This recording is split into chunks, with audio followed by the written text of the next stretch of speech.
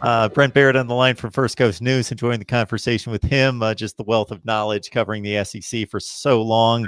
And we mentioned Derek Mason, the Vanderbilt vacancy. Shane Beamer takes over at South Carolina.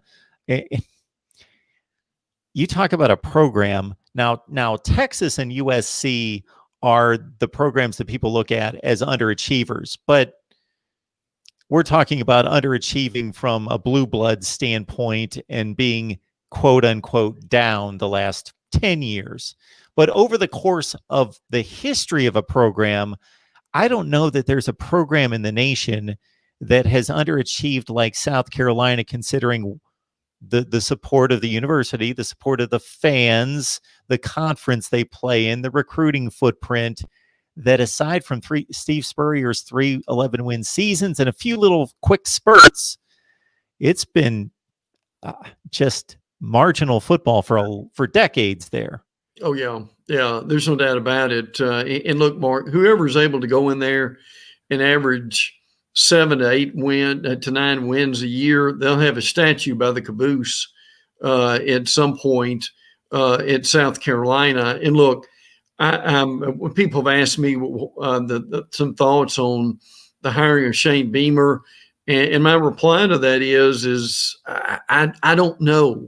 I don't know if Shane's going to move the needle, frankly, and ticket sales and so forth.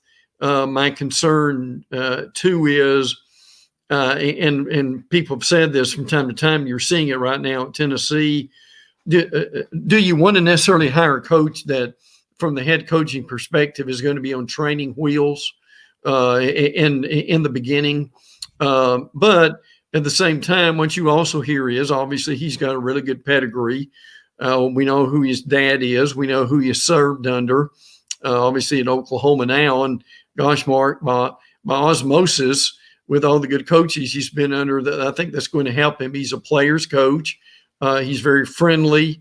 I think he gets a lot of that. And look, whoever is successful at South Carolina is going to have to go in there and say, I know Clemson's the bully on the block right now in this state, but we don't care. We're going to be who we are. We're going to bring in better players and be able to sustain something above what they have sustained before with the Steve Spurriers who were there and had a little bit of success at that point. But I'm with you.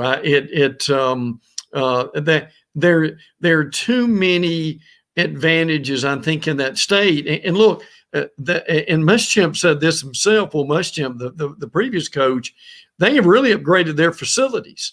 That stadium is a classic. I think they've got their football buildings now are very good. They have got this new academic building that I think, and I may be wrong on this, someone will correct me, I'm sure, but I think it was called the Doty.